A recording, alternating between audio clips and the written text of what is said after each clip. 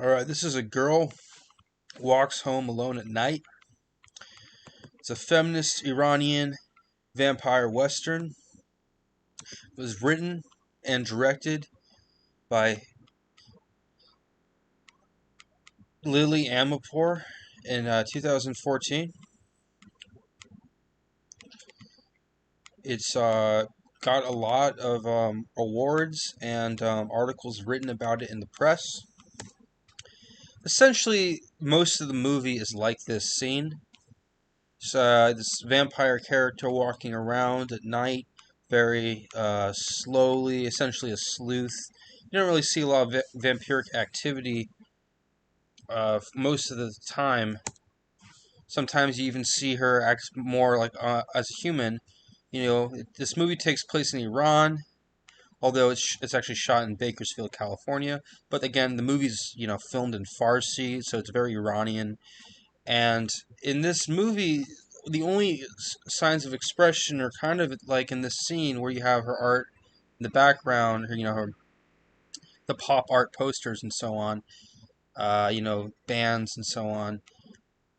That's kind of it. And for a vampire, that's pretty expressive, but it also goes to show that in Iran, it's hard to express oneself visually. And, sometimes it's just, the fact is, it's just relegated to, what you can put up in your domicile. I like this image because it shows the main character at kind of her most vulnerable throughout the film. It's a good shot. It's kind of ambiguous situation. She's obviously on edge, possibly even a little bit afraid. But overall, it's a very expressive shot. That's why I like it. And then here you have her at her most aggressive. Very good shot. You have her with someone that she's vampirizing, and it's kind of the beginning of this display of vampiric power on her part. There's some movies that came before in 1922, almost 100 years before this movie was made. There was a movie called Nosferatu. It's very influential. There was a remake in the 70s. It's a little bit more sensational. Sorry, it's a little bit more sensualized, whereas this one's a little bit more stark, older, more traditional film, I suppose. This again back to Lily Amirpour's film. I like this scene. It's in somewhere in Persia, right? But it's still probably in Bakersfield somewhere, and you can see these little columns on the side. It makes it look like it's this classical situation in Iran or Turkey or Greece. Who knows? Egypt. Okay, this is kind of the climax of the film. She attacks this drug dealer slash pimp, and she vampirizes him. It's a pretty graphic scene. One of the most memorable in the film for sure, just by its visual extremity. Again, back to an initial still. It looks. I put this up twice because this movie kind of looks like this a lot, and I want to compare this one scene to another influential film, which is a spaghetti western. Clearly, Once Upon a Time in the West by Sergio Leone. And obviously, there's a character in black in both of these, but in this one, scenes are far more painterly. There's more going on in the background, and this is pretty, it's plain. The one thing that was very, overlapped very well was the score. Was in this movie was very westernized, and in this film, it was, obviously it was more original, but it was still had that western score. In this, you can see the background is just like Bakersfield, like suburbs, not particularly interesting. And of course, here it looks like they shot out in like Arizona somewhere, but it's very nice campground kind of area. That's Charles Bronson. Yeah, he kind of made the film, and it's interesting because you don't really get a character like him in this movie. But like if you did the movie, I feel like the movie would be worse, so it kind of wouldn't work for it. This is another movie that was very influential, and honestly, this is Wild at Heart by David Lynch. But a lot of David Lynch's movies are influential on Lily Amirpour. And in Wild at Heart, there's a runaway couple. from, they live in Cape Fear, North Carolina. They're really crazy, psychopaths, murderous. Of course, you have this scene with Nick Cage, and then of course in Amirpour's film, a girl walks home alone at night. Boyfriend character is kind of doing the same pose, almost identical.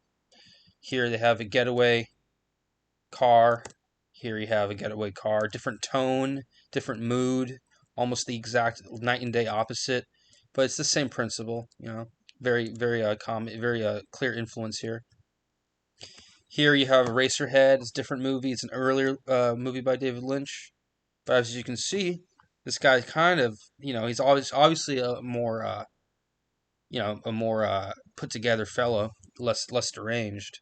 Probably, has a sounder character in mind. But this guy is more iconic, and you can tell that the influence, the deranged look, the poofy hair, it's all kind of the same thing. You have to wonder if there was a direct influence there, really.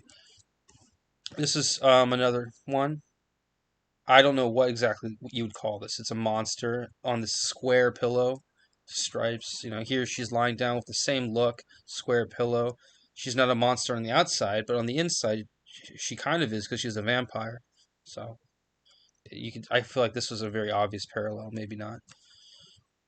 A Girl Walks Home Alone at Night by Lily Amirpour came out 2014. I want to say that it's kind of a feminist film because of the actions against the patriarchy in one of the scenes. But I also feel like that was a little bit of an overstatement by the press because there was only a handful of scenes where there was a lot of action against men specifically that really indicated some kind of like societal effort, But I think it still qualifies because there wasn't any violence against women. It was only against this sort of shady pimp character. So I think it does qualify as a feminist film for that, and especially it qualifies as a vampire film because of obviously she attacks everyone as a vampire. She's definitively a vampire. As a western, I would say that's a little bit of a stretch for sure because the only thing that really makes it seem western is that it's like kind of in an arid climate, which is a little bit of like not doesn't make it a western in my view at all. But the thing that makes it a little bit more of a western is the score is pretty similar. It's got that famous, really famous, resounding Sergio Leone's Ennio Morricone score from Good, Bad, and the Ugly, A Fistful of Dollars, Duck You Sucker, Once Upon a Time in the West, all the spaghetti westerns. It's got the same kind of score theme. And then as a the last qualifier that this got was a I'm blanking on it, but it was as a Iranian film. And yeah, I would say so. I mean, it's obviously a Persian American because the person who made it, wrote it, directed it, Lily Amirpour.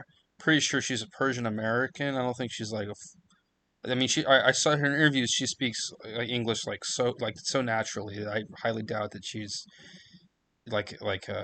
fresh off the boat Persian. However, the film was shot in Farsi, and she clearly knows her Farsi. So I think that it qualifies as kind of like a soft, Persian film for as an American, I guess I could call it a Persian film. But like I don't know if I were Persian, would I consider this a Persian film? Maybe I wouldn't. I don't know. It doesn't seem like everyone would consider this a Persian film. I don't think it's unanimous, but it's definitely more Persian than anything I'd make for sure.